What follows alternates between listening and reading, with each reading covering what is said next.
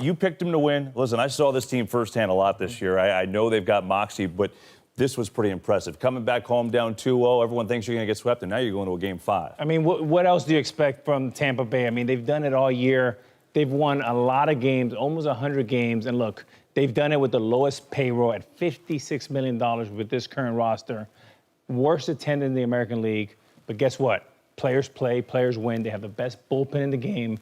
And now we have a very interesting Game 5. I told you guys before this series began that my boy Eddie Encarnacion, he was praying for the A's to beat Tampa because Tampa had this wild kid coming out of the bullpen that they are fearless. And that's what we saw tonight. These kids, man, they don't play around. You saw that pitching. They stopped that offense from the Houston Astros, and that's something crazy to do. I think we did too much talking about the Houston Astros last night.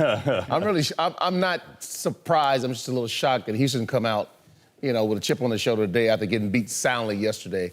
But you're right. These guys are fearless. They're not intimidated. They compete against New York and Boston repeatedly. I'm confused. Are you surprised or shocked? No, I'm just What's the difference? I'm not shocked. I'm surprised that they didn't come out.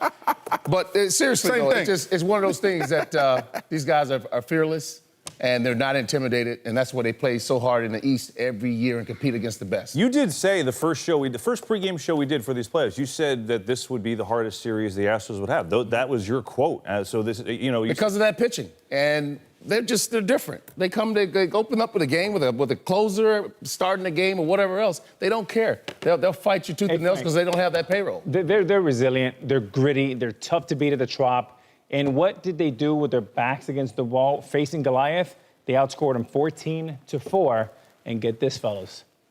They've won 3 games in a row, 16 times. That's #1 in all of baseball. Hey, I think the thing we're forgetting, they have the #1 pitching staff in the American League, the best ERA in the American League. So, you know, it's not like maybe they don't have the names that you all know, but it's not like this is a fluke. But, Poppy, you know, how about Snell coming in there, right? Guy won the Cy Young Award last year.